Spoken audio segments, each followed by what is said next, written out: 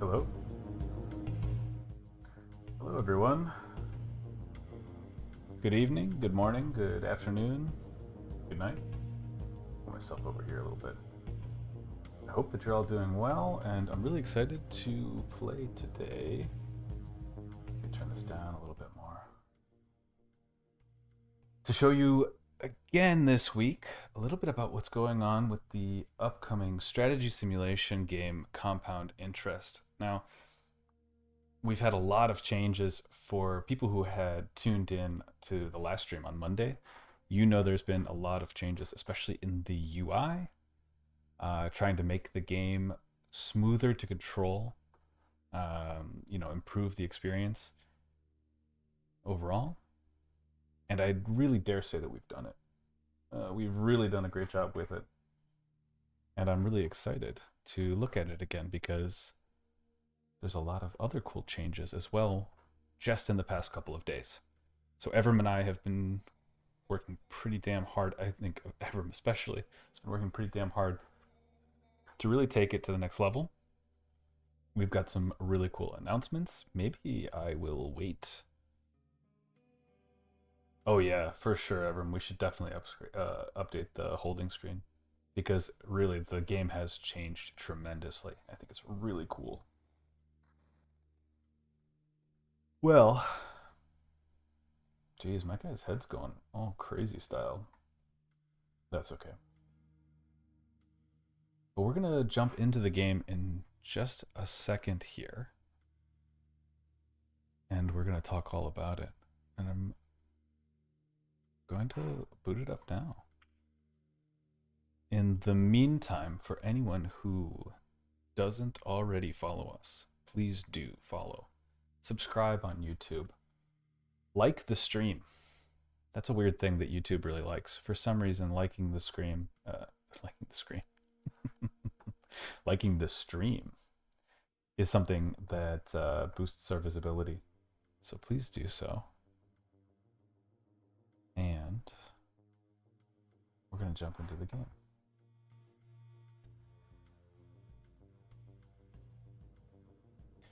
Yeah, the other things that you can do are to join our Discord. Link is in the description. You can also follow us on Instagram at compoundinterest.game or TikTok at compoundinterestgame. We've got all kinds of content to come out very soon. Ideally, some more shorts, but also some longer content that talks a little bit about our inspirations. I'd even like to look at other games on some of our streams coming up. Today, if we've got some time, I think we're going to take a look at GTA Chinatown because it has some mechanics that people who are in our Discord have mentioned as kind of very similar, especially when it comes to the drug dealing minigame. We have a little bit of that in Compound Interest, and it would be fun to show it off. Okay. Yeah, we're ready now, so we're going to jump right over to the game. Nice, Marshall. Let's get that full screened. All right. Cool. Let's jump in. So we're going to play through the tutorial. I'm not going to skip the intro. We're going to take a look at what it means to, play through the game now that the interactions are kind of changed around a lot. We're going to see whether or not it makes sense, right? This is a chill QA stream, so I'm not, it's not all business. We're taking our time with it. But for those of you who didn't see it on Monday, if you've played the demo before, you'll know a lot has changed, making it considerably more iconographic, making it a lot smoother to control the team. Yes, we will play the tutorial. Okay.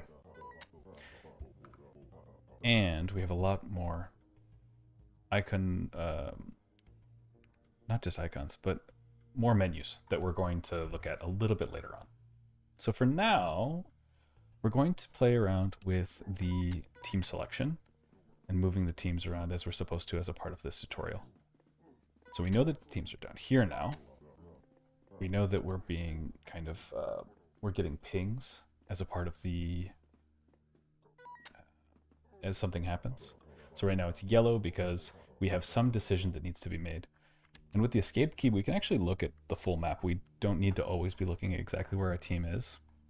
One of the design challenges that I would like to solve, not necessarily tonight, but very soon, is exactly how to convey to the player how to return to that scene view very quickly.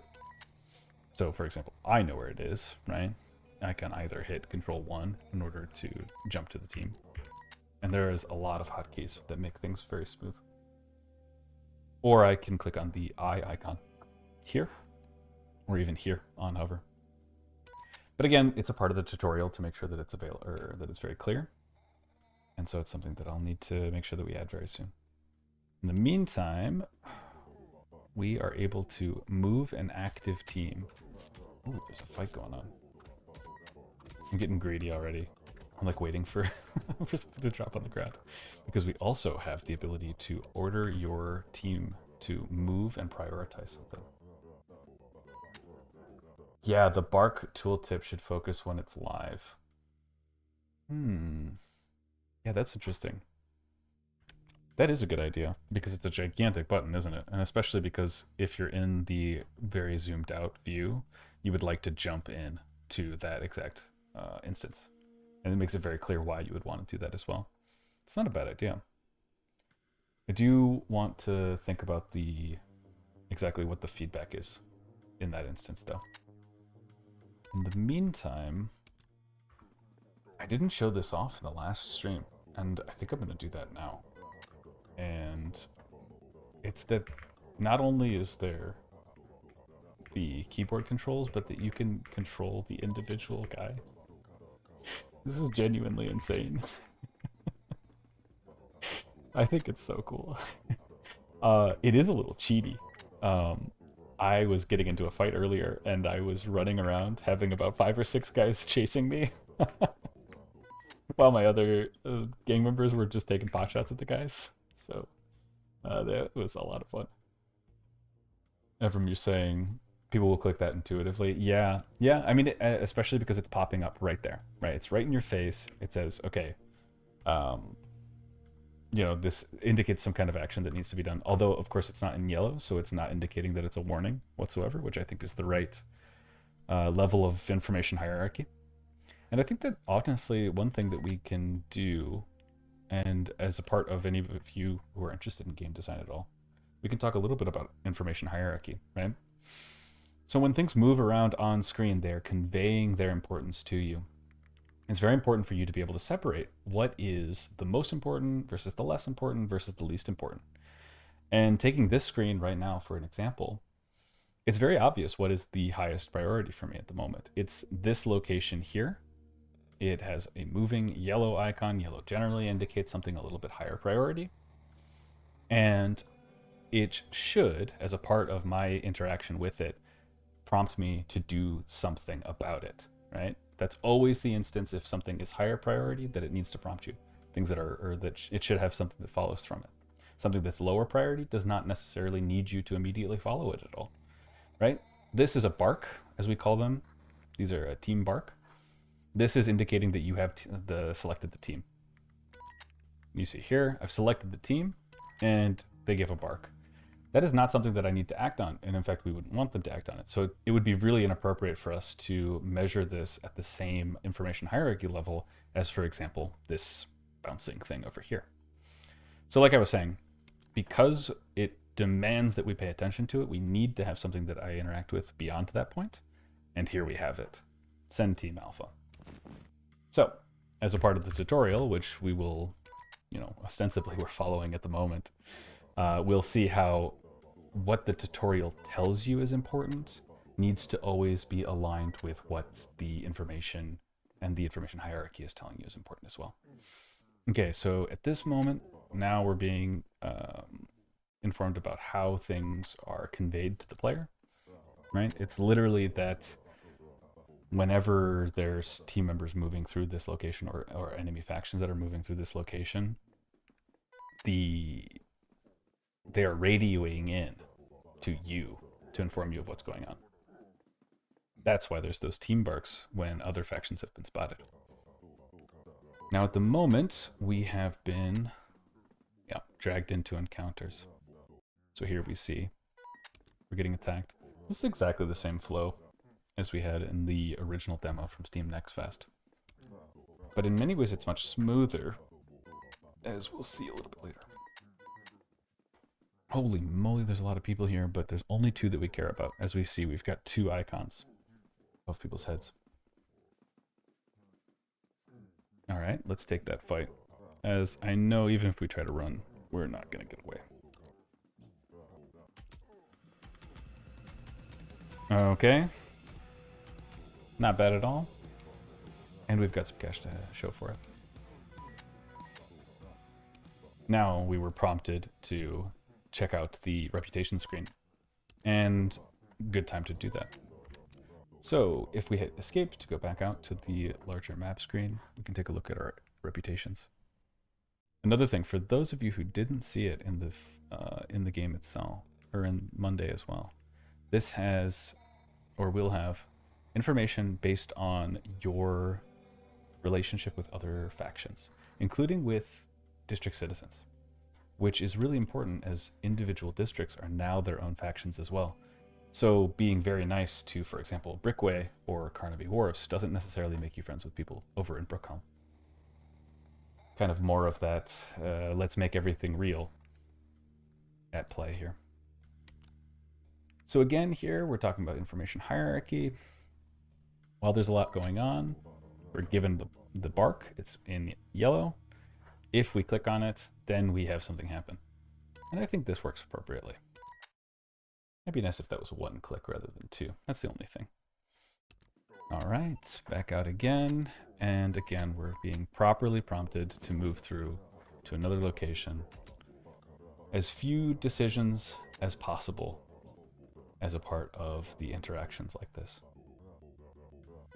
Now we see that the individual factions, each of their groups, are actually moving through each of the locations. That's why we're dropping in and out of this scene view as we go along. Of course, we wouldn't need to see that if we didn't have the team selected, so it doesn't get overwhelming. Now, because I was too busy jawing, too busy talking, we missed the opening hours of the clinic. And fortunately, as a part of the tutorial, we did actually make sure that there was some way to get through it, even without that. All credit to Evrim for making sure that was the case. What? Wait a minute. We didn't break in. Well, no good. Fellas, you're going to go hungry tonight. Hungry? You're going to go without medicine tonight. We're going to get in one way or another, so we'll try it again. And for whatever reason, we're not making that 50-50. Well, I really want to make sure that we properly hit the tutorial. I'm going to give it one more shot, and if we don't hit the 50-50, I might just speedrun to get back here. Because I do want to test both the interaction. No, we didn't make it at all. Well, I definitely want to test the interaction when we are actually in the clinic, like talking to the guy. So let's give it a shot again. No big thing.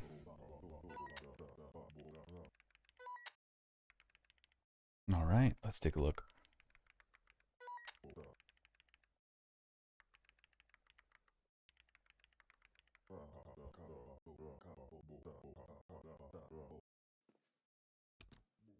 No problem at all. Yeah, moving around, having full control of the characters, even with the keyboard and mouse, a lot of fun. Alright. Noting our other hotkeys over here, we can... Oh yeah, I need to finish up the interaction in this location before I move on. Speedrunning too hard.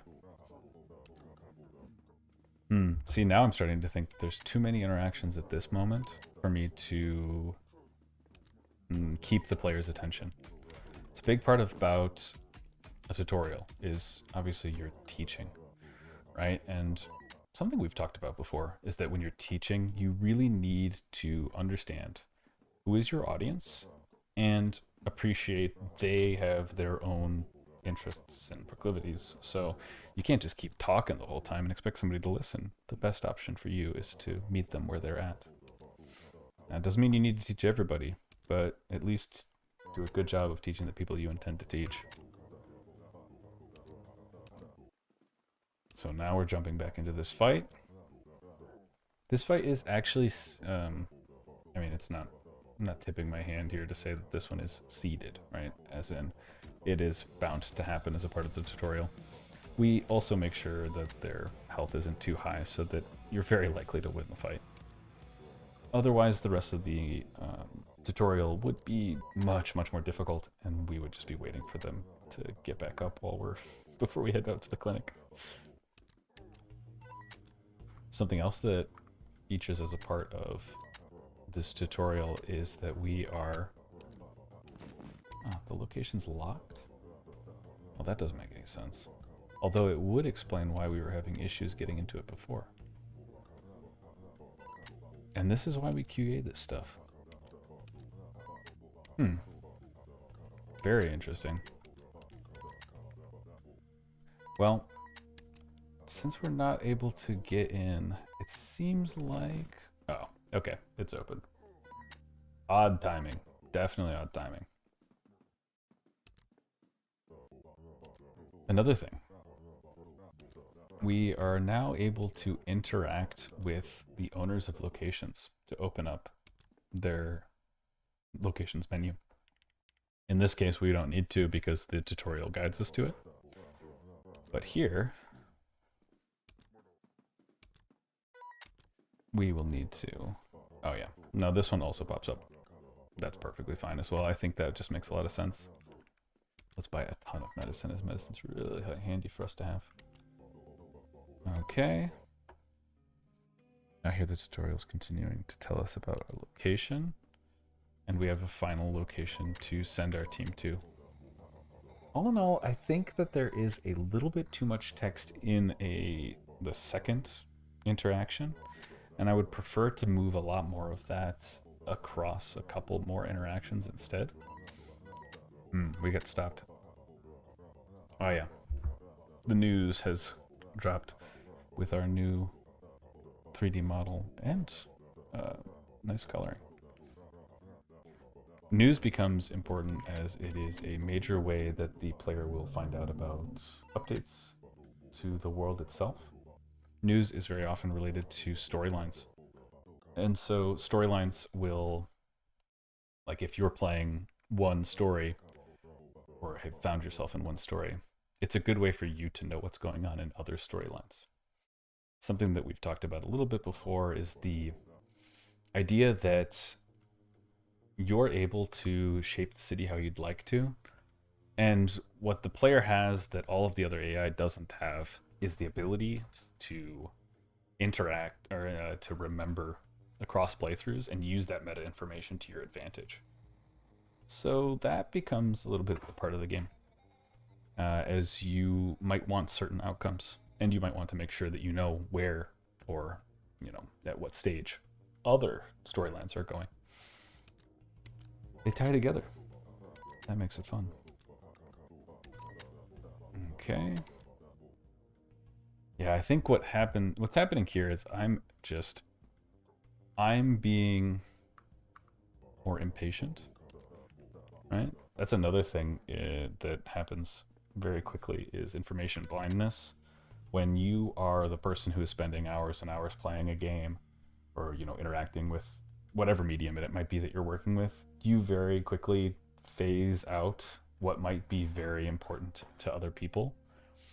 That's why, as always, the best thing to do is to have other people play your game as much as possible. I don't even think I need to bring any money, but we're going to do it anyway. And now,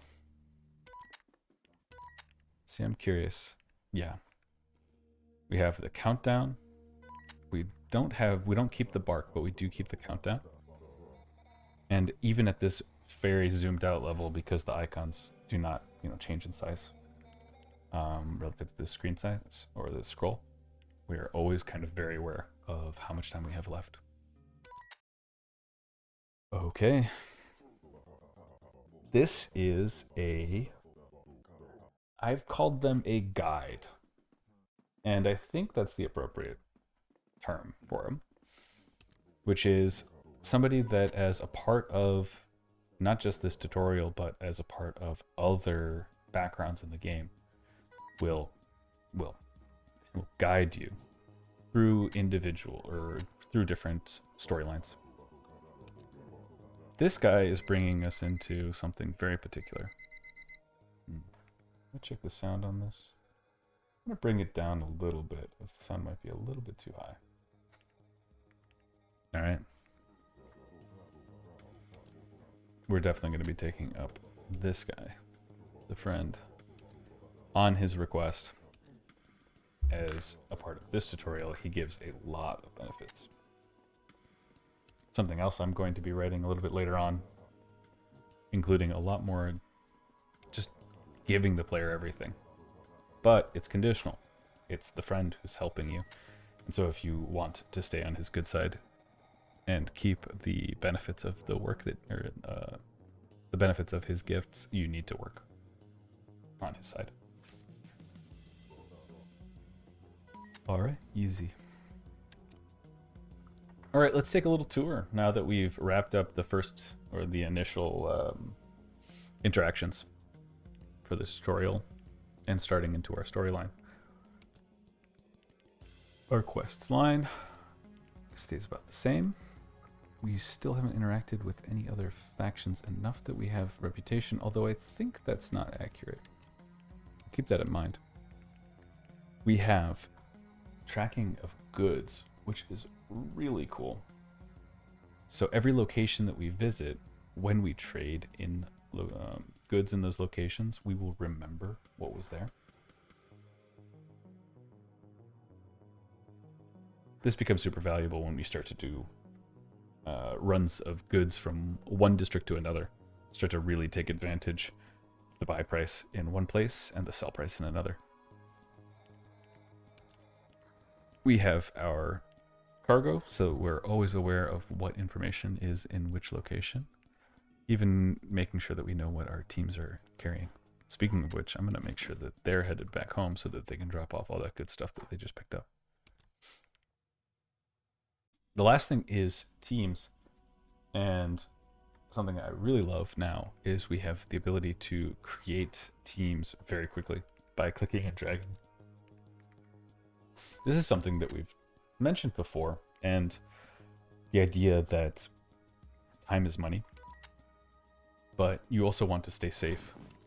So what's the right approach when you're moving individual teams around the city? Now that I have two teams of one, I'm in a lot more trouble if we get involved with something. So for example here, looks like we're in an ambush. And because it's a team of one, I'm much preferring to run away. We didn't.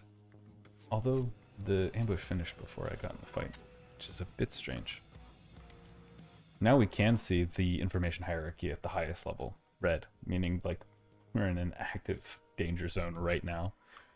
That way the player is not confused when they suddenly go back and look and see their guy on the ground like that.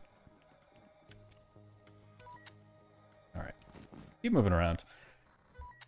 I think this is not necessarily a bad idea from an early game perspective. You don't have much to lose. Oh, that's fine. You don't have much to lose, so you might as well give it a try. And so, for example, this guy... I didn't mean to back off. I just told that guy to fuck off. Oops. Oh well, he'll figure it out. I'm sure he was wounded, but he's totally fine. So you see how the game now is really built around having multiple teams moving around, how we're able to shift in and out of scenes. So for example, here, we know very quickly what's going on. There's a toll. We see what our best chance is. We're going to take the evade. We fail. We're going to pay. We can't pay the maximum amount. We'll pay the smaller amount, and hopefully we get through it. Hey, just useless reviews. It's great to see the speed has been slowed down a little bit in game. Yeah, Evrim's still around. So if Evrim, if you have any thoughts about that, I do know that we took that advice because it was very common for people to say that they felt like things were moving a little bit fast. Even at this speed, I have to tell you that I pause all the time, which doesn't make for the most interesting content all the time, but I want to make sure I'm doing the right thing. Evrim, from the controls, I'm definitely in the groove, dude. I gotta tell you, moving between this view here, right, at that far zoomed out level so that I'm able to see what's going on, even though my teams are in completely different locations, and that I can very quickly access both of them. Oh, Eden! Eden! Yes! Well, thank you. Thank you so much for your feedback. Really do appreciate all of that feedback. And thanks again for joining us today. Yeah, yeah, a lot of knobs that relate to perceived speed. When I was talking about the controls, though, definitely feel as if I'm now very capable at moving between things. For example, here, right? What is my information hierarchy? What's the most important thing that I need to be attending to? Very quickly able to tell, very quickly able to switch to that location to make sure that I'm making the correct choices in that location. And then I also feel like I can shift back out. It's kind of it's like a tree diagram where you can go down to the farthest, or not the farthest necessarily, but the smallest magnification, and then you can zoom back out, and then you can go back in, which I think is the right amount or the right level of engagement that the player should have. But for example, if Team Bravo here moved over and was suddenly in combat, and it was red, and I was getting a ping there, I would know, okay, wait a minute, there's something way more important than whatever these jokers are doing over here.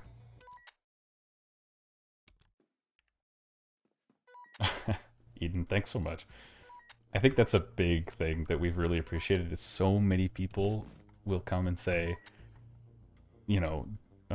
we've had comments like, this is our dream game, or this is, this looks like this, and I love this game.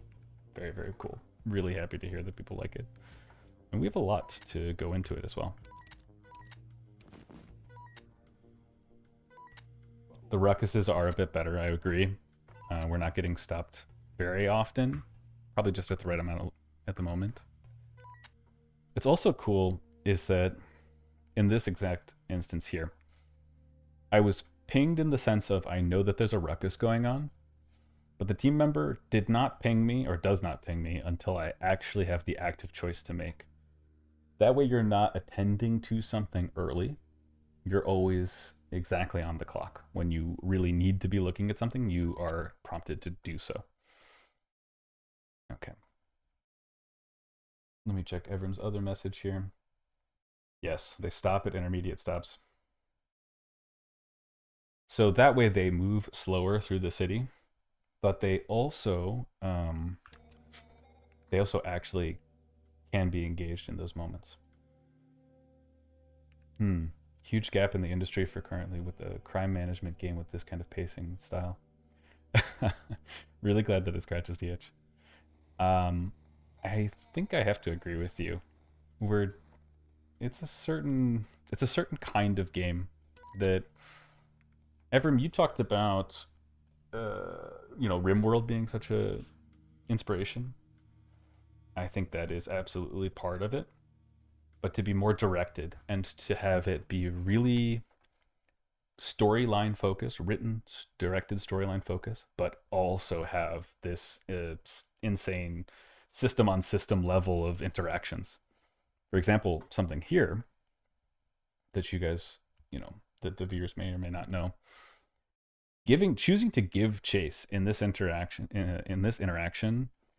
actively changes my reputation which I'm not sure if we're able to see at the moment. But it actively changes my reputation with the community. Choosing to not rob a man who has already been beaten up, turns out, is good for your reputation with the community. They like that you are chasing after the guys who attacked it. So even if it doesn't directly say what the benefit is, or if there is a benefit, there's a certain moral code to the interaction that has an effect on the system itself, and then the consequences of that system, right? Changing your reputation with the Jacobs Park citizens means that they're more likely to interact with you, or not interact with you. They're more likely to accept your offer of protection, which means that you're gaining more money from them per city or per day, etc., etc. And it all falls down to also be a part of the storytelling. You can definitely do cooler storytelling if you actually design the stories. I have to agree with you. Yeah. Yeah. Not that there's anything wrong with having, pre-generated storylines as well, but it will always feel pre-generated. And even though you're able to tell your own story as a player, I think one of the things about compound interest is that we're really trying to tell a specific story as well. This goes back to Evrim's discussion, and I'll have some shorts about it as well, discussion about limits of growth, which is that this is what we're trying to communicate, is that these are the, what happens when it all falls apart. Okay, let me double check here. 3 guys. Jeez. That's the body down. He's not going to help me. I shouldn't rely on that guy to help me out. But they have good weapons, so I'm going to scram. I hope nobody saw that is right, because scramming definitely does harm my reputation with the city. But it might be worth it. Of going back and forth with the story and lore, or spending 2 hours doing some absolute BS. Yeah, and I think that's absolutely right. You can absolutely do that here. And there's a lot of interactions to be had thanks to that.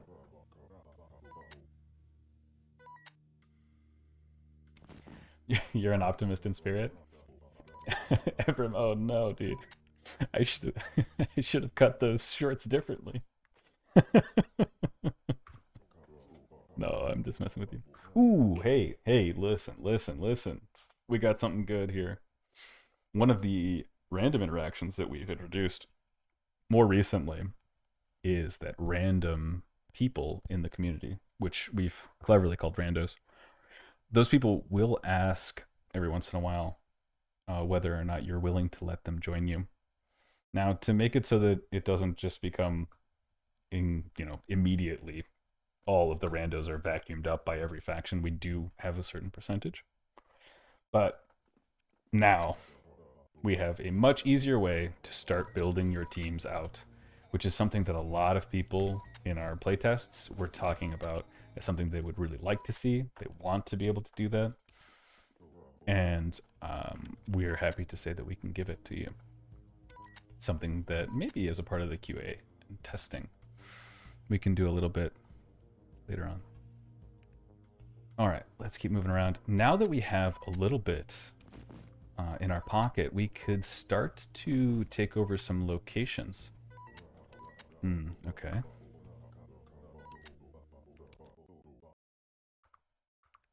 Another interaction where it's just one of my guys. I can't take the chance of getting into a random fight, and with $40 on him, I need to get this guy. I need to get him home. Buddy the Clown Afro said, we gotta get in. We gotta get in on those. We gotta get in on those for sure. All right. Oh, this guy's locked up. All right, let's go to somewhere else.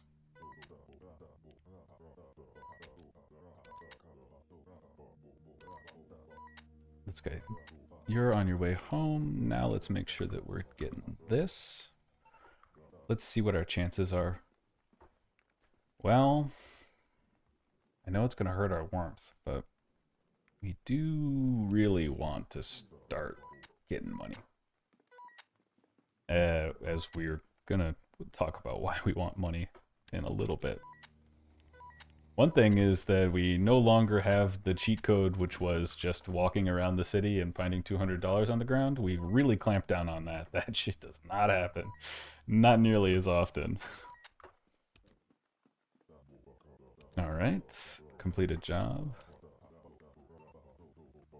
Got the fellas back home. I think we're going to reconvene our teams now, which we can do very easily by clicking and dragging here. And we're going to head out to start looking for jobs. We'll take some cash with us. Oof. Ooh, hoo, hoo. Eden. Very interesting question. Very good question. Something that came up in the in one of my conversations in a shorts. Yeah, we do now have a lethal weapons classification. Okay. I think I'm in a better place to take this fight. We've got weapons. One of us is not too healthy, but let's do it as we need to improve our relationship with the community. And we can pause here to take a look. Okay, knife, metal pipe. That guy's in the community, and a hatchet. Honestly, it'll be probably a pretty even fight. Let me see if I can cheese. dodge some attacks by backing off. I don't know if that's helping at all, actually. Ooh. Okay, we got one down. Oh, we did it. Not bad at all. Yeah. Yeah, exactly. So lethal weapons are a part of the game. This was something that we talked a little bit about on Monday. And we'll have some, you know, the shorts are, or excuse me, not the shorts, but the cut of the video itself. We will definitely have that out later this week. And one of the things that we talk about there is, what the heck? Why did my team get split? No. Guys, stick together. One of the things that we talk about there is the fact that if you introduce lethal weapons into the city, and there is lethality, and there's a chance for people to die, what's going to happen? If a lot of people have that, and they start killing each other, you very quickly could depopulate the city. And so what do you do, you know? But that's a choice that the player gets to make, in my opinion. To open the floodgates and allow more lethal weapons than, you know, there might be a very limited number at the beginning of the game, but to allow a lot of them will really change how the city works. Because remember, the city is a set number of people. You know, there's a certain number of people in the city, and if we kill them all, well, there's not going to be a lot going on with the factions themselves. First thing to do, buy a little booze. Second thing to do, have that interaction and ask around what's going on. Yeah, super funny. There you go. Finally caught up with the rest of the team, buddy. Thank you. Huh. Interesting. I don't think I saw this. Let me check on comments really fast. Check on chat. I hate saying chat. You're people. You're not chat, you're people. It's a huge thing as it makes it you actually able to connect with characters if there is a risk, as in a risk of dying with lethality, and it makes combats between groups very impactful. Yes, absolutely. So a big thing is groups that do have access to lethality. This is new, groups that do have access to lethality become a monster as a part of the game world and become something you really want to avoid.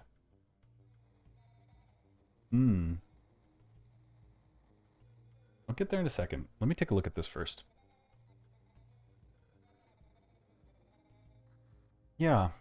So the change here is that before, when you would ask around at locations like bars and clinics, etc., what would happen is that the game would first give you a kind of a priority, you know, a location-specific interaction. So very often clinics would be asking you for more medicine if they have a certain, or if they have less than a certain amount, because it makes sense, right? It's kind of top of mind for them.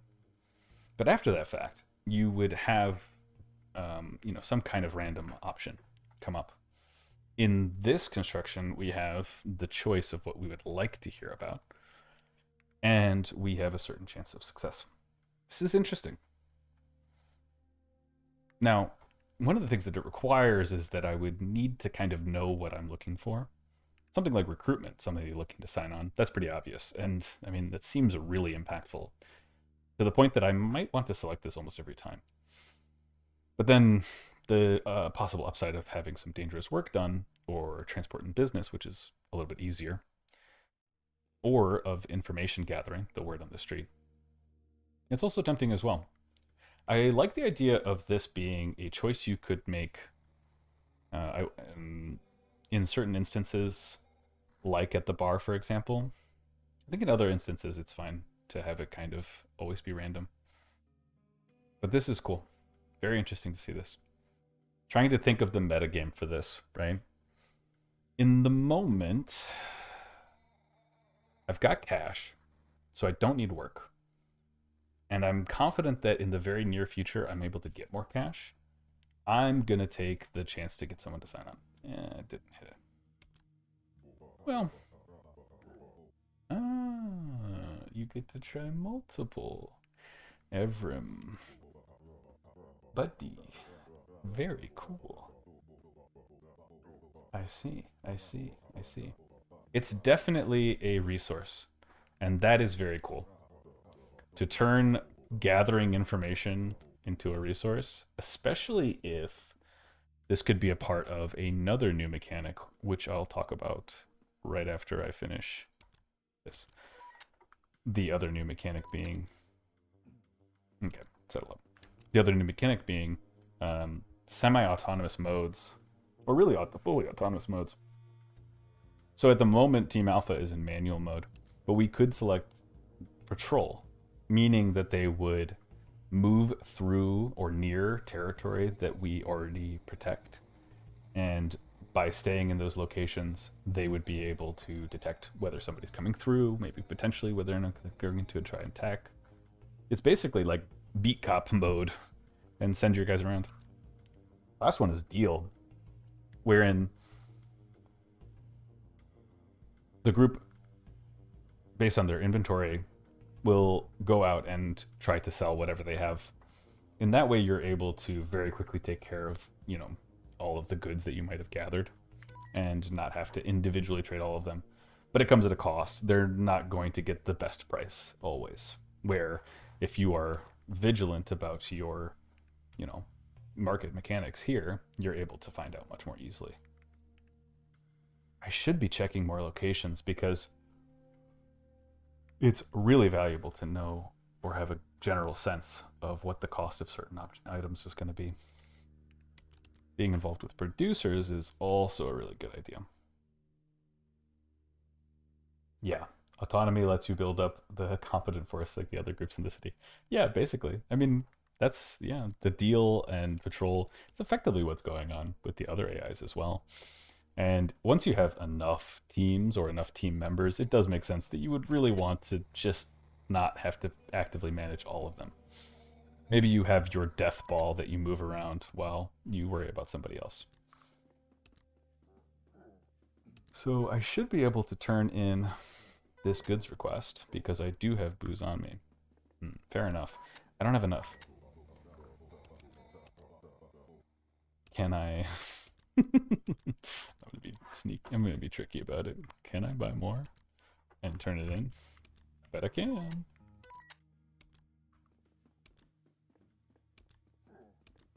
Let's take a look at that. Yep. Now, it might not have made a lot of sense because I paid a lot of money, but that is a part of the reputation system. And exchanging money for reputation is a part of the game. You can even do it as simply as just giving cash here, and they will appreciate it. Yeah, you do need to get pinged in auto mode for sure. For example, in the patrol, they're still going to tell you when somebody has been spotted. They're not going to be able to automatically engage with those groups because we do not have, and intentionally do not have, I don't know how to describe it other than like a Cassius Belli system of like declared that we are at war or we are not at war. Yeah, for some reason the reputation table doesn't. I don't really know what's going on. But that's why, having the war or not at war is really important, would be, a allow us full autonomy, but that isn't the design goal here, right? You are in control of your team. Your team should not be able to make those decisions without you. But it also means that you can make some pretty sneaky decisions if you want to. For example, sneaking into locations with somebody who you might consider a friend because you know where they're located, or you generally know where they're located, and you can just get away with a little bit of robbery. It's that level of skullduggery and sneakery that I really like to see. Okay, we've dropped off a bunch of stuff. We do have medicine. We're going to take that. Booze makes us do more damage. Flake makes us faster. We might want to take some of that around with us if we want to move around at night. Let's think about it. I know that I'm not able to look for more jobs at that bar. But if we move as a team, then... Well, the only other bar I know is open for another 4 hours and is all the way across the map. Is it worth it? I don't think it is. Instead, I'll go back to the bar, which we were just at, and I will attempt to take over.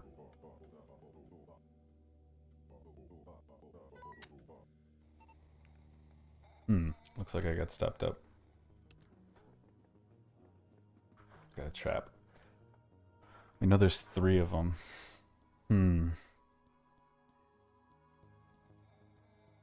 It's just a random interaction, and I have a 60% chance to run for it.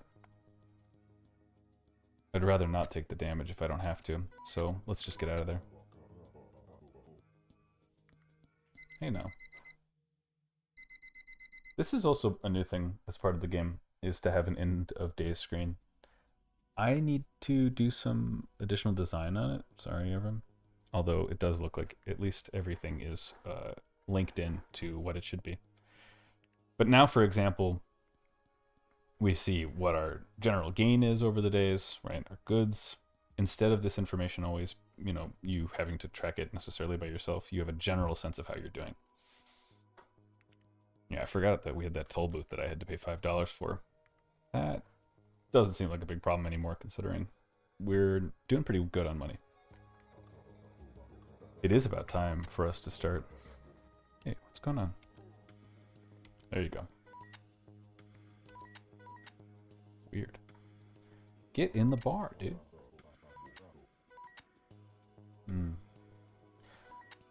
You've always found the, reading here from Eden as well, found the whole war and not at war system very lackluster. Artificial block systems that force AI to know exactly where they can and can't because it's hard-coded. Yeah, that's a big thing because you can have certain triggers, right? At certain points, an AI will act a certain way or not act a certain way. And that does feel a little too artificial. And you know what? We can talk a little bit about how AIs will make decisions as a part of this game. Yeah, no, absolutely not.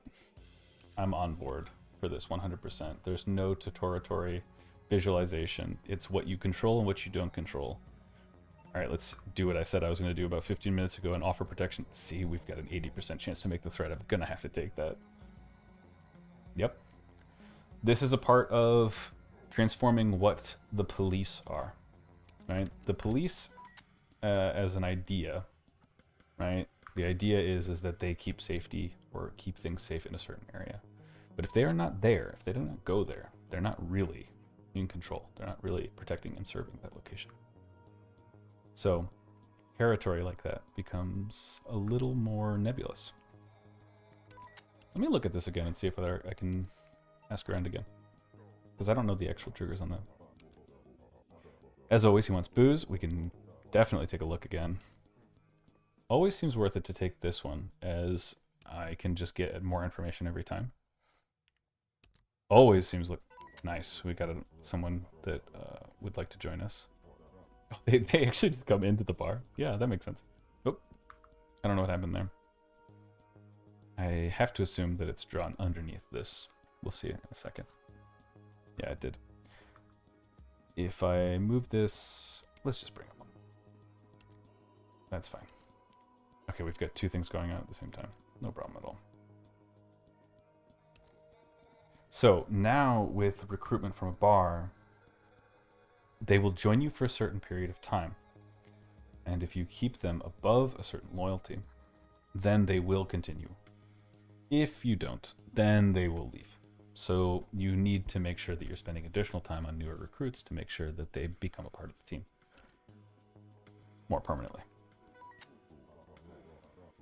The double event, yeah, I know. Let me catch up again on chat.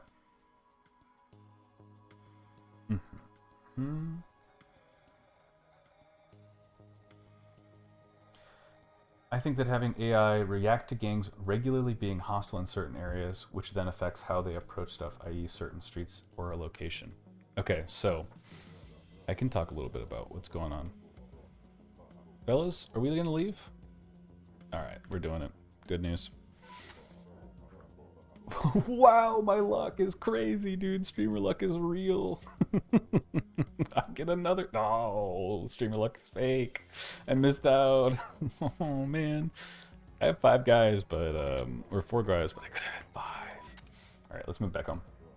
Okay, so regarding the AI decision making, we would like it to be based on ideologies, meaning that certain factions are associated with different ideologies. Those ideologies make them, you know, morally pro or for a certain interaction. So, for example, and I mentioned this in the systems video, it's available on YouTube if you would like to check it out. I encourage you to do so.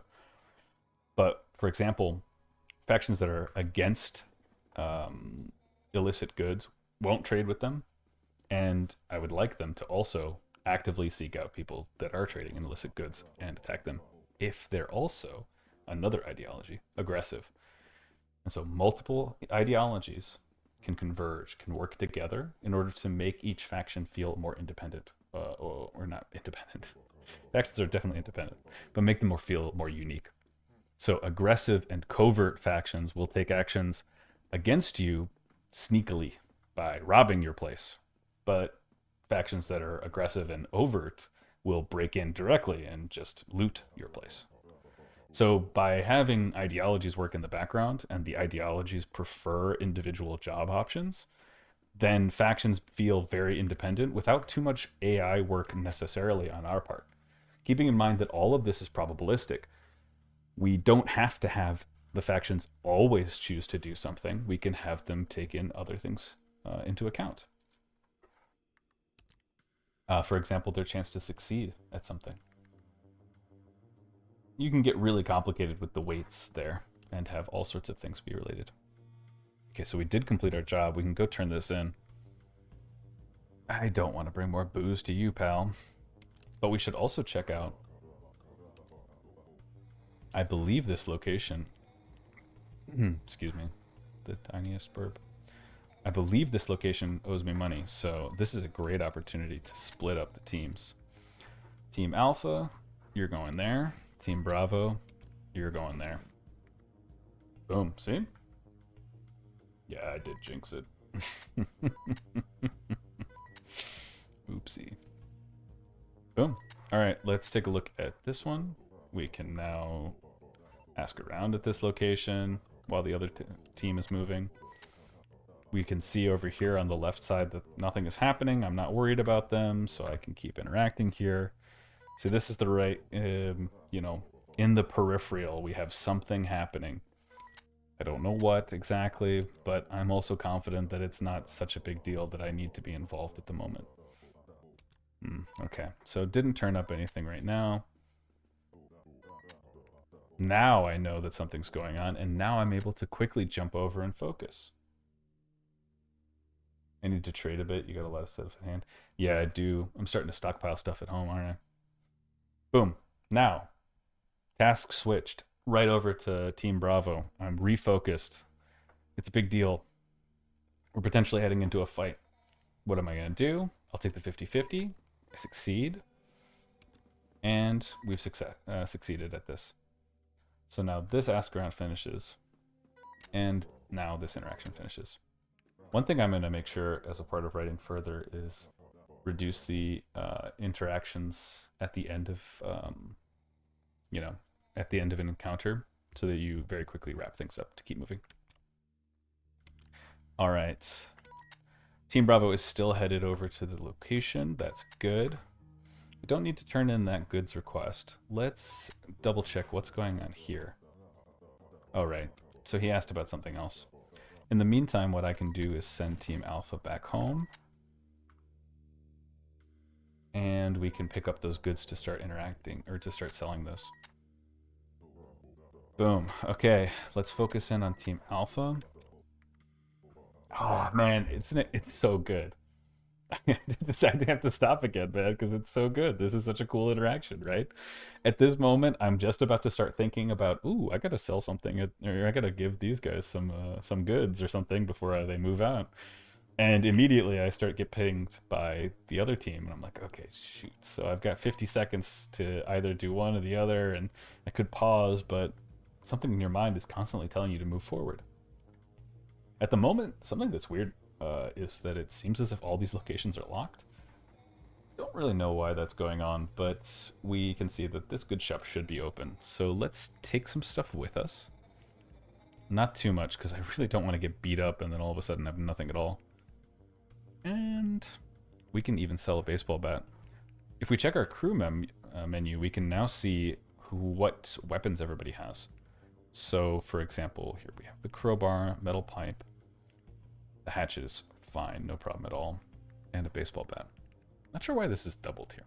It's another QA point I'll mention. Okay, well, let's not worry about the wages at the moment, but I do want to come back to talk about that. Eden says, new UI looks great, way less clunky to navigate. Absolutely, yeah. Everything is way more iconographic. Everything is... it's in its right place in some senses, right? Like, interactions with a location are in the scene, right? So it doesn't feel as if you're kind of halfway in and halfway out. All right, I gotta focus, man. I gotta move my guys.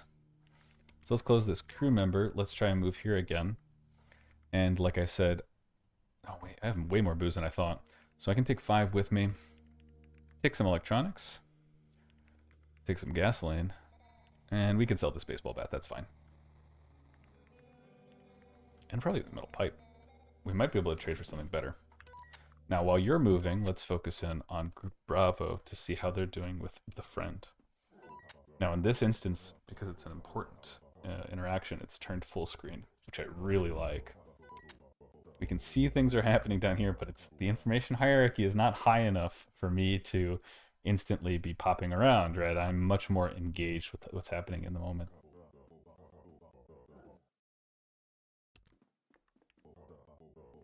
Buddy, if you thought I was gonna... Buddy, Ephraim, if you thought I was gonna remember that that's a thing I need to do, you're out of your mind. Yeah, backseating? Mods? Mods? Get this guy? I bet he didn't even like his own... his own. I bet he didn't even like the stream. I bet he didn't even like the stream. By the way, everybody liked the stream. That is a thing. Oh, I missed the street defector. Oh, I should have been paying attention. Oh, let me check my leads. Damn it, he does want 3 metal pipes. Oh, no. Oh, no. You know what's cool? Is... no, not this guy. Oh, no. That's fine, actually. They're done with their job, so I can't head them back to the hideout, but I can redirect teams now. Or at least I should be able to. The right click doesn't work there. Alright, that's fine. We'll do that in a minute. In the meantime... ooh, let's take a chance on a 46, or 48. Not good, but... oh, their weapons are pretty good, too. We should try and run. Oh, we didn't get to run. Oh, okay, we're gonna fight. Oh, good news. Hey, buddy. What? Oh, no, man. Well, this guy's got his priorities in order. He stole stole his buddy's weapon, too. Alright, great. Perfect interaction. Perfect, perfect, perfect, perfect, perfect. I'm so happy that happened. Yeah, it's gonna be sick with more scripts. Guy's trying to tell me to write more scripts. He's right. I need to do that. We don't need to give the booze to this guy, but he does take the gasoline. It's not great, but sure. Let's commit that trade. In the meantime, let's take this team back to the hideout to pick up those metal pipes, and let's check out what's going on here. I don't know why he's stuck, but that guy figured it out. Hector got beat the hell up just sticking around there. Oh, nice. Okay, now we've got a good chance. And now we're definitely going to be... Again? The hoodlums are hiding behind doors now, dude. This is like next level tactics. Yeah, he did find the meta spot for combat. This guy too. Hide behind the doors. Except this one didn't work out for him. Thank God. Alright. Team Bravo, head in. Team Alpha, head in. Maybe we can catch the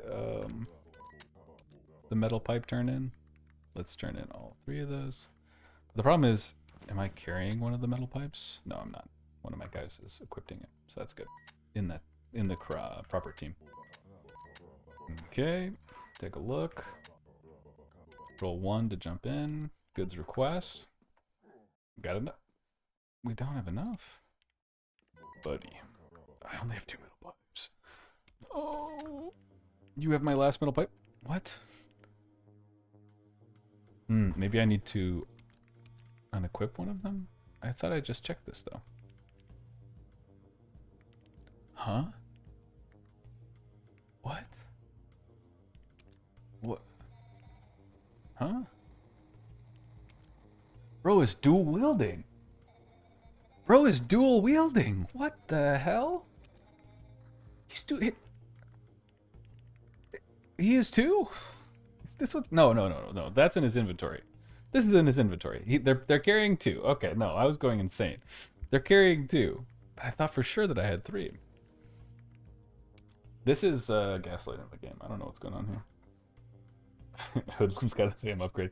They're using guerrilla warfare and hatchets. I knew everyone's gonna hit me on this one. It's so funny. I'm the perfect QA tester because I genuinely forget the things that I have input on designing. I'm perfect at this job. I'm perfect at it. But where's the 3rd metal pipe? This is the mystery for the ages. Okay, here's another one where they're probably healthy. I don't see the other one, but I assume he's probably healthy as well. I cannot take the chance. I'm just going to loot the body and run. Not good for the reputation, but I'm going to have to take the chance on that. Listen, game design dev tip. Find somebody who forgets all the time about their own designs. Because that person is the perfect QA tester. I'm not even kidding. I'm actually very happy that I keep forgetting things because it makes me very aware of what I would like to fix. All right, let's take a look at this again. What the heck happened? Team Alpha is carrying the metal pipe. Buddy, you got to give that up. And I'm going to make you equip the crowbar so that you give it up. And now, we can wait till tomorrow. Now we can wait until tomorrow. Do we have any medicine kicking around? No, that would be too smart. That would be too smart. I probably gave that all away. All right. How we doing? Fellas. $236 in the bank. Definitely got to start buying weapons. Weapons are pretty expensive now. So this is going to be just a couple of, or maybe 3 or 4 weapons. Again, like I probably mentioned before in another stream, having high value weapons and having backups of those weapons is really good because it means that in case you get beat up randomly and lose your stuff in a fight that you thought you were going to win, you have backups so you can very quickly get back out there and continue, for example, collecting the money that you're owed. See here, we see that the bar is pending $12 they owe us. The hardware store, for some reason, is not pending us. Oh, we got another note. Another job from the friend.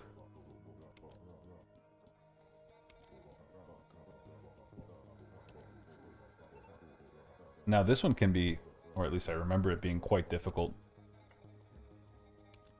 because we hoodlums often move in, you know, medium-sized groups.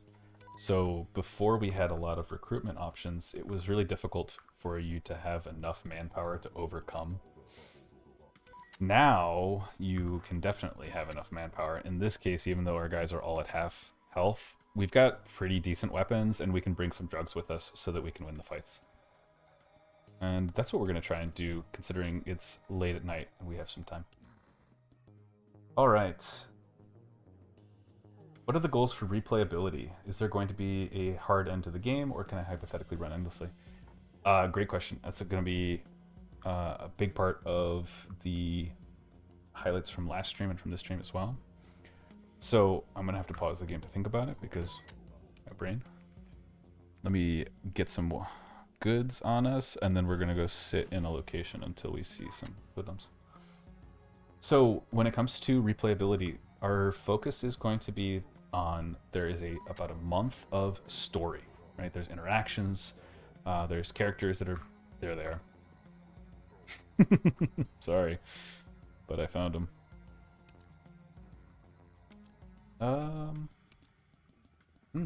They moved through too quickly. Okay.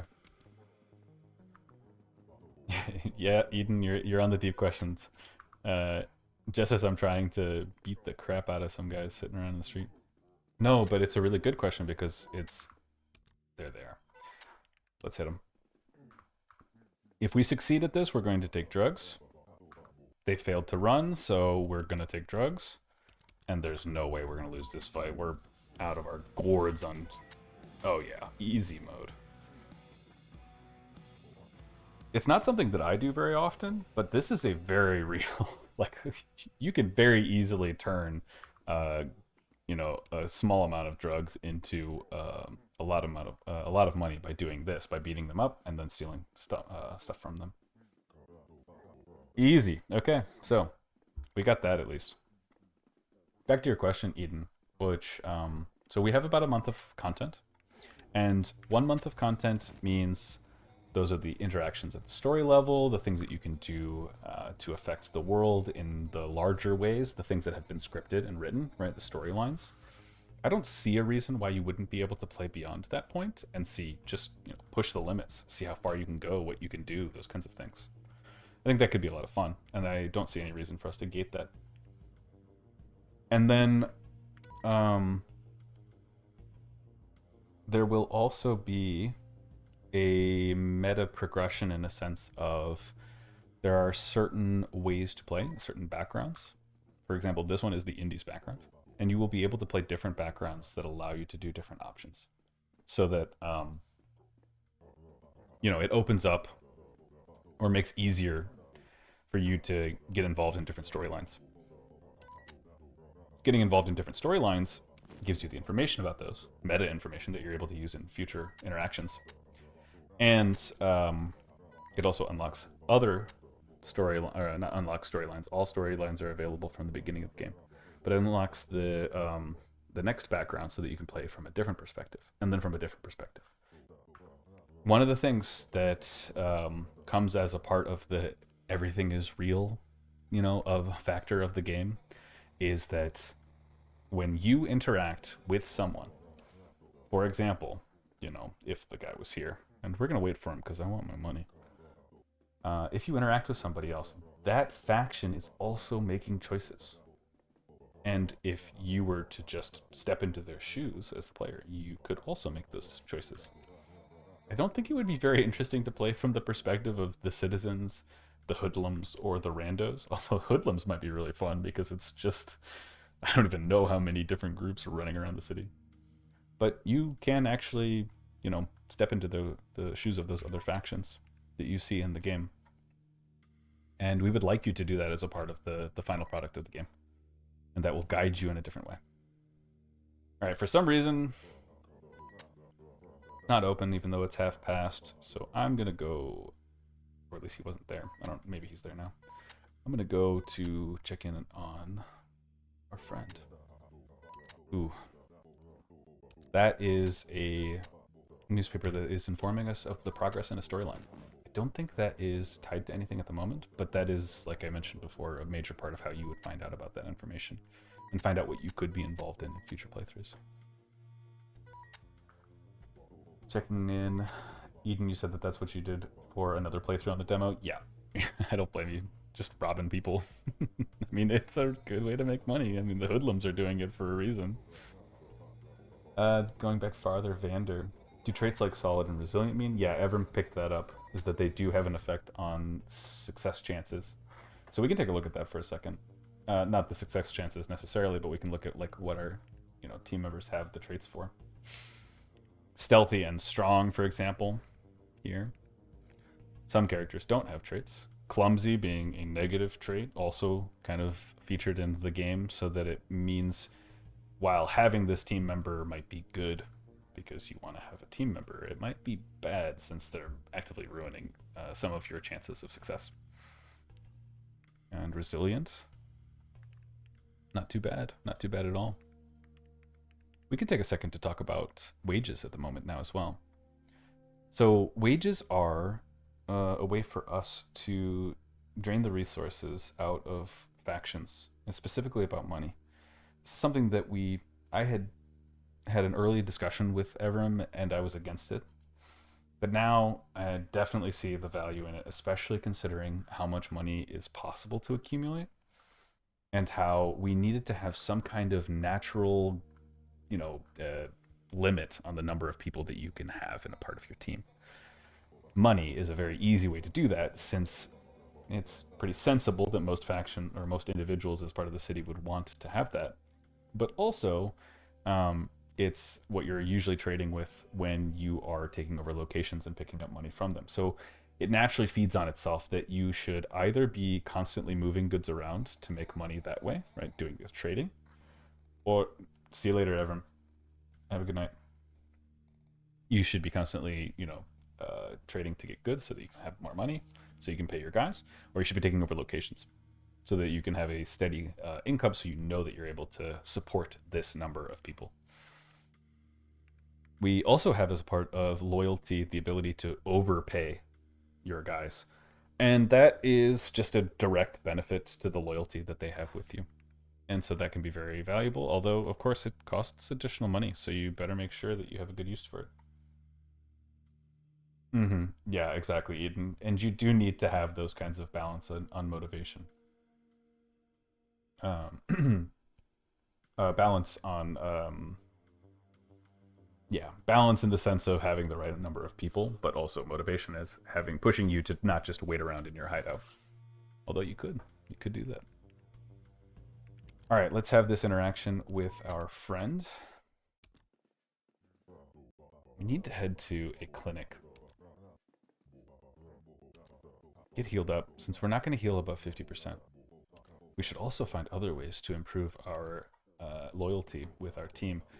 One of them is getting drinks at the bar. It's the pizza party. Pizza party model of employment. Don't worry, guys, we're having a pizza party.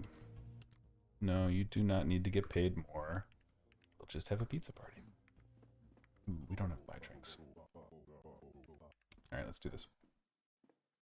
Okay, anything else that I missed? Anything else about, maybe anything else from Vander about, or for Vander about traits? Traits are definitely something that we're going to be doing more of later on, and having more impact for those. So I don't think I'm going to say too much more about it at the moment, but definitely very nice or good of you to notice that. Okay, now we've got some interactions, some leads on some random quests. Let's definitely start doing those. Oh yeah, This is something we need to fix, which is, it seems as if I'm not, I don't have any interaction happening, but I did need to wait for another faction to interact with me to make a choice, that is. Oof, jeez, we're getting stopped up already. Hey, I don't mind taking you to clinic, that's perfectly fine. Can't be that far. And it's not. Good. Not bad at all. And this one is really just a turn-in. Although I kind of like that it pings you as if it's a bigger deal than it is. See, that was what I'm talking about. There didn't need to be a double conversation there. There doesn't need to be a double confirmation there. Yep, that's fine.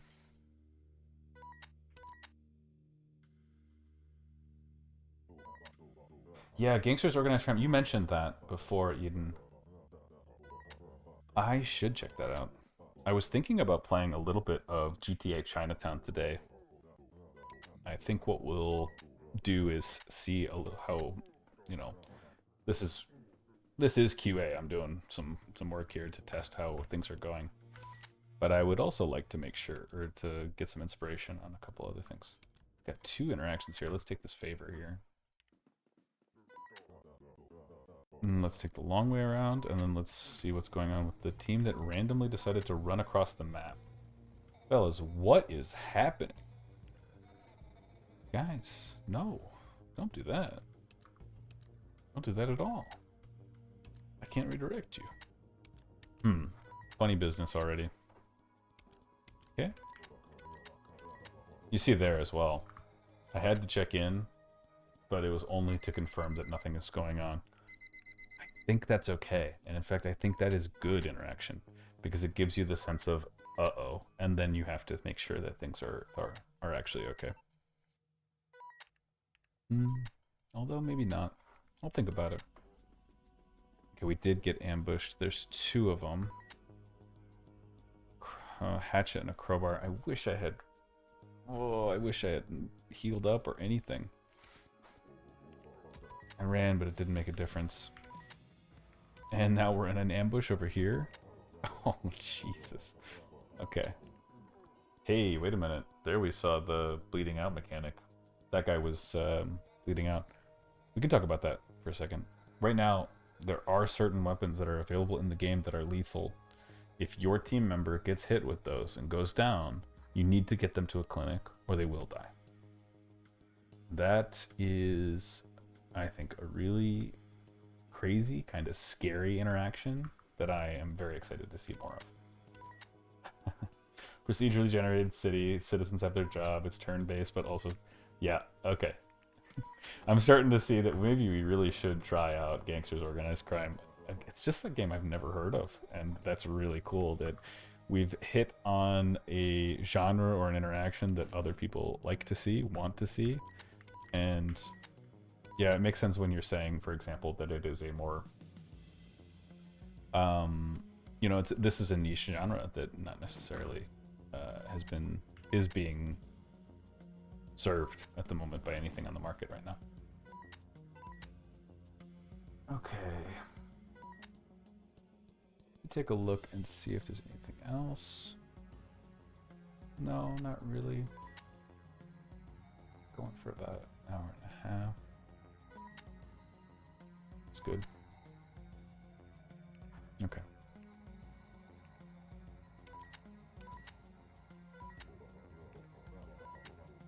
We also keep seeing about mercenaries. That is another thing, is that we intend to have mercenaries. Or we do have mercenaries. We're teams that you can hire for a certain period of time. Okay. Now we're guided to start taking over locations. Very good for us to do that. And so we should give it a try. It shouldn't have pinged us a location that we already own. That's for sure. But we can wait for just a little bit before another one opens up. Massive cult following that's very niche. Where can we find this niche? Where do I find these people? I would like to bring them this game. I want to tell them about this game. Tell me. Tell me where to find them. Okay. Hey, man. Where's the owner? Also, looks like my guys picked up Stray.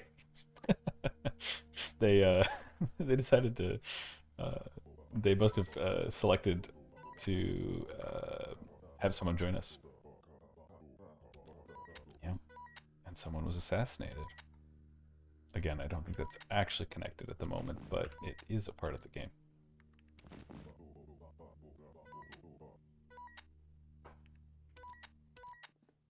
All right, something's funny with these guys. I mean, the bar makes sense that he's not at, but this guy, he should be here by now. 2 hours late to work, man? What's happening? You see, you can actually move your guys around the team. Maybe some of you weren't here before, but if you hold shift, use WASD, you can actually control your crew members. This is a lot of fun. It's so silly. You cannot attack. You know, you can't have full interaction. Although, now that I've said that, everyone's probably gonna do it. I gotta be careful when I say that. All right, let's take a look. Good to know the prices of these things. Let's take a look here. This guy's still not here. All right, let's move to another location and try and take it over. We should have a decent reputation. You know, we've been doing pretty good. Scare him. Not bad. When you have enough competence, being able to scare off people is very nice, since it lets you succeed at the mission, gain competence, but also not have to actually worry about what's going on. You know, you're not going to get into a fight because you scared them off. Saving your health for things that really matter. Okay, here we go. Let's offer security. And this will be our proxy way of seeing our warmth and competition. Competence, excuse me. In this case, it seems like we've got pretty high competence, and we're going to keep taking advantage of that. Boom. Take another location. Our place now. Yeah, you see that final interaction. I don't know if I want that. We're going to see. We're going to think about it. Another one. Let's take over another location. Chances are getting worse at making a threat here. I'm not really sure why that would have happened.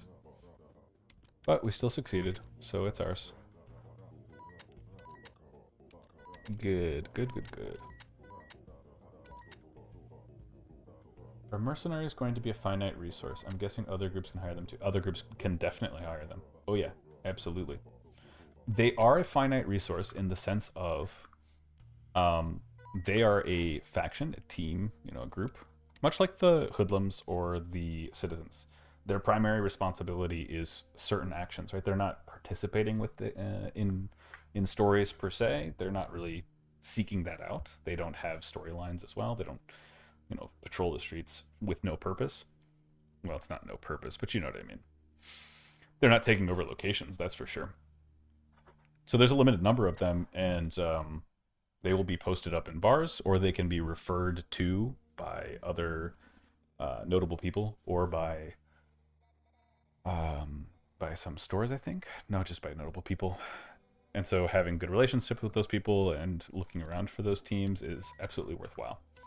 Because if you pick them up, it means other people don't. They are not cheap, though. And that's part of the, you know, hey, what's going on down there? See how I got to peek at something? I missed it, but... Whoa, what the hell is happening? Oh my god, there's a lot of cops. What are the cops doing? All right, I'm losing track here. I should definitely be going to the medical clinic. No, I should definitely be going to I should definitely be going to the hideout, get some money, and then go to the clinic. Okay. Now we've got the store. Now we can collect the tribute. And as usual, we need to wait for our next job. In the meantime, let's have these guys. It's already late. Might be difficult for us to get there in time. We're gonna try it. Okay. And now we've been issued a rule from our friend. no violence against the MFD precinct. So we're starting to see the downside of working with this guy, as he isn't just entitled to, but he is definitely going to try to exert influence on us. And that's a real problem. In the case that you go against what he is saying, he will have a different relationship with you. See, now the MFD precinct is actually raiding homes and businesses. That's why you saw so many of them in that location. Okay, the clinic's closed. What do we have in here? Let's take a look. Oh, someone else who wants to join me. Hey, we did it. Not bad. That's a pretty sizable team now. Got 5. Did we lose somebody because they decided to leave and we didn't get pinged about it? Temporary recruit until Sunday? That's fine. Temporary recruit till Wednesday. Maybe. Maybe. Definitely need more ways to improve loyalty as well. I think that's going to be a very key part of the game. Oh.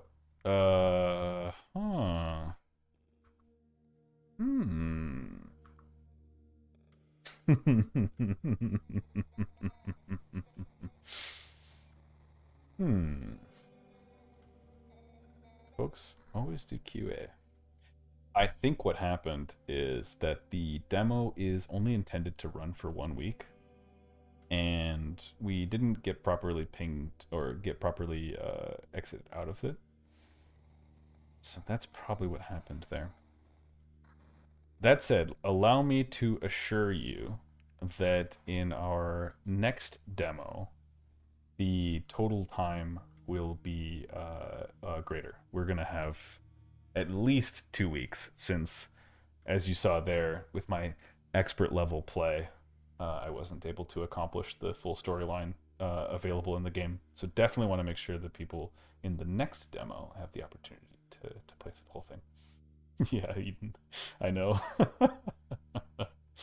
I'm gonna put a big oopsie on that one.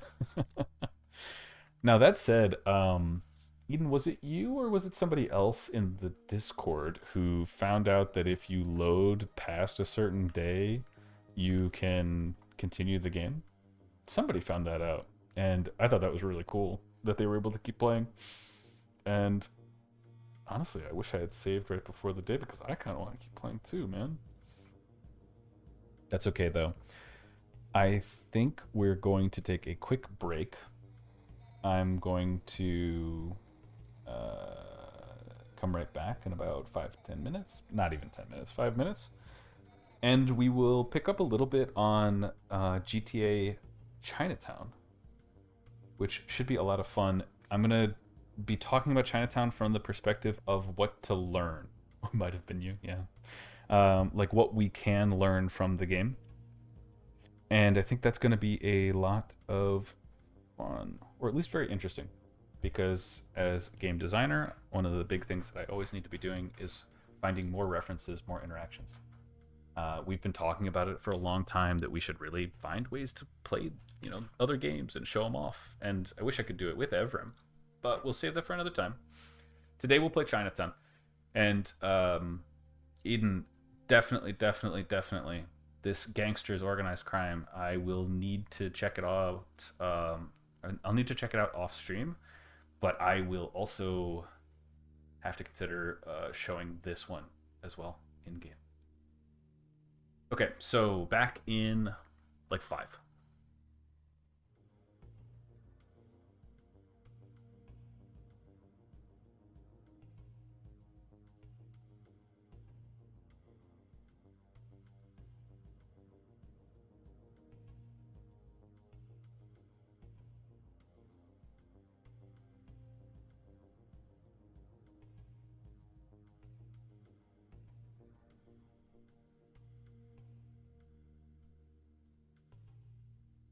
Oh, yeah.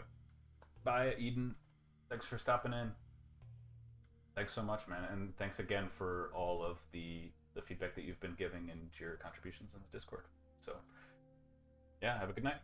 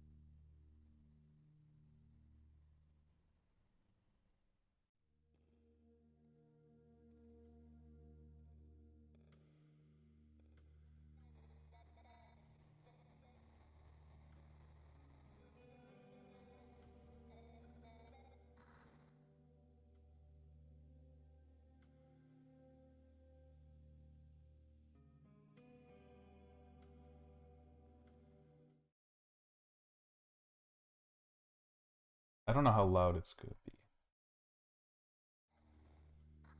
be. Okay. So, let's take a look, now that we're back, at this game.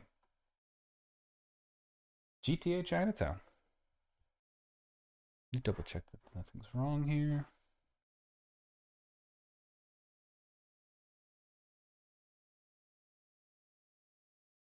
How embarrassing. Bro was yapping and bro was not back at all. Because the problem is now that I'm back. Homeboy has got to figure it out, bro. Jeez. Don't worry. I did figure it out. There was no one in chat to tell me I was talking, but I wasn't talking to anybody. That's a shame. Okay. Cool. Let's take a look at it.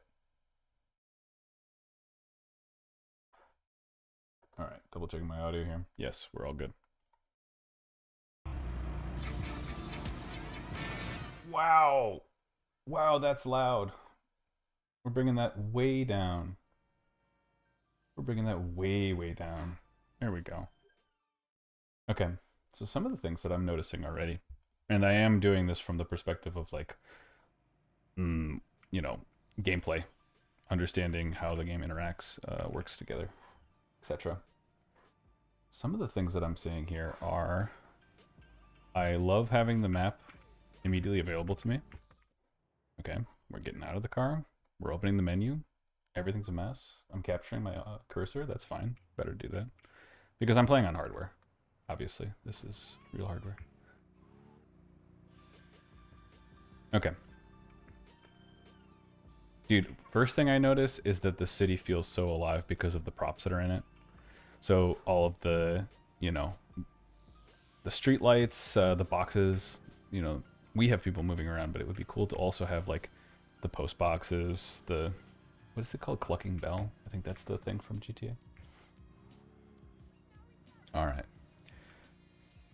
Also having interactions or moving icons like these moving arrows here, that would be really nice to have as well in the game, drawing them in the location themselves. I love the cutscenes. I saw this as a part of the intro before. I really dig the cutscenes. Super simple, but also very highly stylized in a way that the other GTA games aren't as well. I didn't do enough check on this game to make sure that it's stream friendly, but I'm pretty sure it's fine.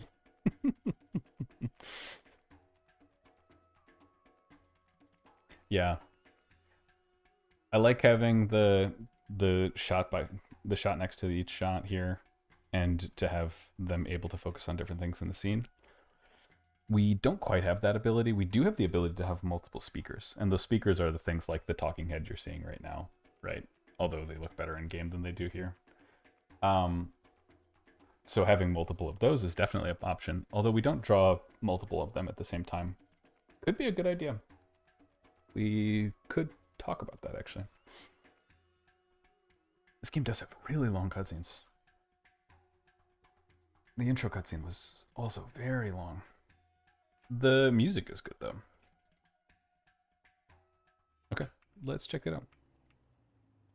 So the top-down view, it's funny because now in the game you're actually able to play the game like this, meaning, okay.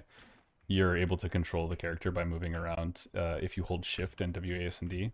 When the demo comes out, I'm sure some people will be really excited to find out that they're able to do that. You can do a lot of cheese with that, I'm pretty sure. Oh, cool. Look, they're doing news just like we do it. Oh, okay. It's on the side of a dumpster, but or on the side of a building, but yep, makes sense. Saving and saving vehicles. Very standard for GTA as well. I like the big yellow mission passed. Oh, really? Do you interact with the... that's so funny. Dude, I love DS games because they were really reaching for whatever they had to make it interactive. That's so cool. What a fun, oh, man. Okay, uh, definitely. Here's a design point. This is too much text. You cannot have this much text on the same screen. This is something that I'm really strict about in writing for compound interest. Is anything more than 3 lines is unacceptable, but really keeping it down to 2. I'm looking at this. I'm like, I can't even begin to read this, and I know I have low attention span, but also if I'm not able to, other people aren't as well. Yeah, the other thing in, you know, with respect to,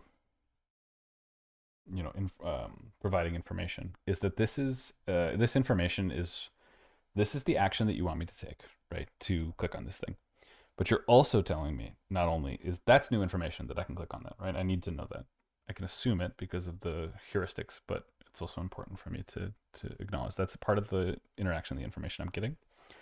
But you're also informing what the icon does, and you're also informing me that yeah, that shows you if you're at this one, and you're also informing me this specific one, and then you're telling me to touch it. Oof, a lot of information, a lot of information.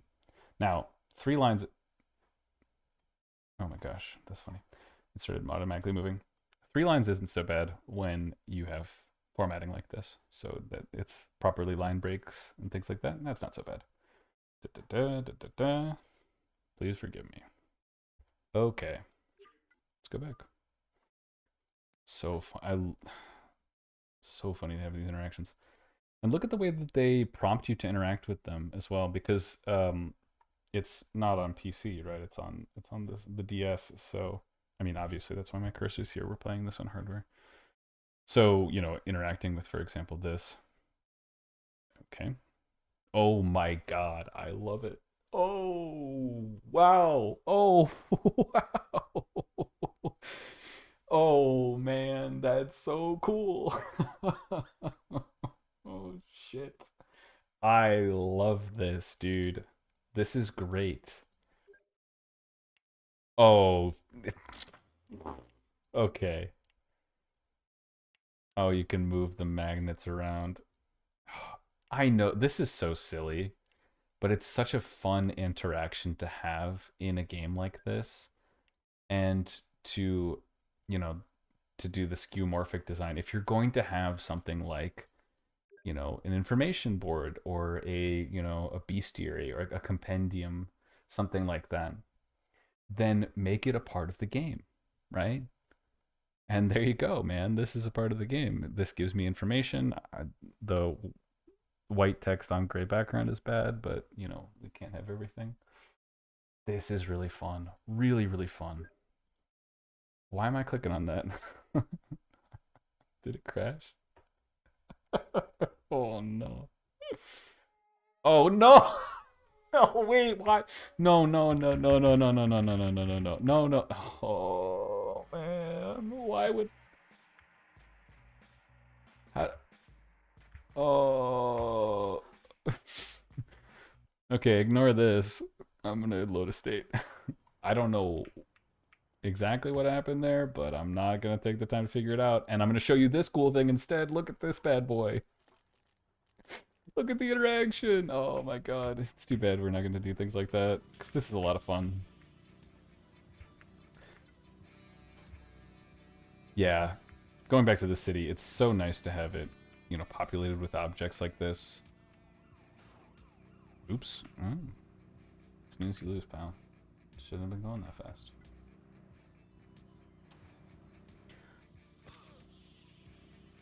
I don't know why these streamers always complain about looking at chat and playing the game. I'm obviously very good at it. Ooh, he managed. Okay. Would have been cringe if I screwed that up after saying that. Alright, we're gonna complete this mission, then we're not gonna touch the whiteboard, as clearly there's problems with that. We're gonna just let that go. So what else? What else about this game have I noticed? I don't think there's much else, to be honest with you, at the moment. I do really like that the world feels very dense. It is visually dense. It's visually interesting to look at. I'm wondering how long it would take for us to get to, for example, the oops. Oh well, I can run there anyway. It doesn't really matter. I wonder how long it would take for us to get to, for example, the drug dealing, since that is this thing that I would like to see, you know, for inspiration for compound interest. But that's okay. I think we're just gonna take it easy. Okay. Get to see this again. Very fun. Okay. Now this time I promise I'm not gonna touch the whiteboard and get locked into not knowing how to get out of that. Yep, we know. Thank you. Badger, thank you. Goodbye. Okay, let's leave. Love that you're able to interact with. That's the thing about Nintendo products, is that while just having those possible interactions, having the stylus, for example, having the Wiimote, for example, these are interesting. These unlock interesting and unique interactions that are possible with that hardware that isn't possible elsewhere. And when game developers actively take advantage of those, they make very interesting things. That's why, for example, I really like. I was gonna say Red Steel, but I don't. I don't really like Red Steel. I definitely really like. What is the game called? Suda 51. No More Heroes. No More Heroes, the recharge beam sword, as silly as it is something that it takes advantage of the system that it's using. It has fun with it. You know, you get to put the thing up to your ear to listen to the phone calls, those kinds of things. That's awesome. That's using what you have and making the most out of it and making very interesting, you know, interactions out of the hardware that otherwise you're not able to have. Oh yeah, okay. I want to see this map. That's very interesting. Okay. Holy moly, is this city huge. I mean, this is really gigantic. Okay, yeah. We definitely need to, yeah, okay, fine, I'll use this. Wait, oh, that's not going to be magnification, that's going to be selecting a location, I see. Oh, boy, that's tough. I can't imagine doing this. I mean, I can't, I'm doing it on hardware right now. I can imagine doing this on hardware, and it takes forever. Look at that. I do like that it moves automatically. It slides, right? You don't need to move it every inch possible, but okay. Cool. Very interesting. Look at how dirty the city feels. This is good. We need this. I want this. Excuse me, sir. Definitely was not looking at chat to make sure that I haven't missed anything.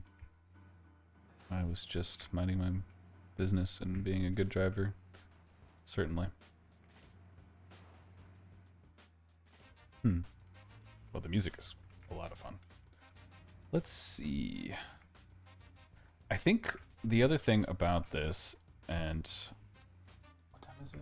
Yeah, we'll play a little bit more.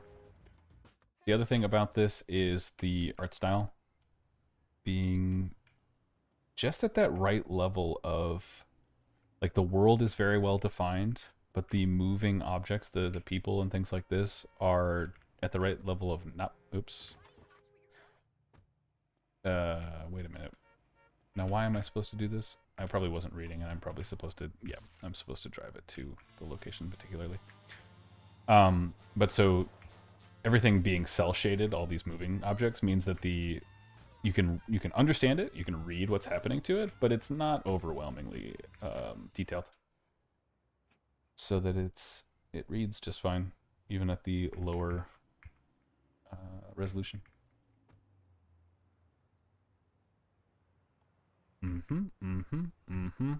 And there's the cops.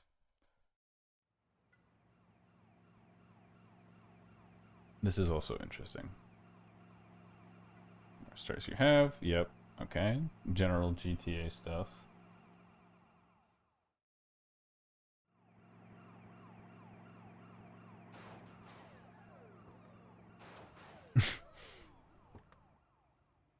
I I think that they are tracking the cops for you. That's not something that the other GTA games do.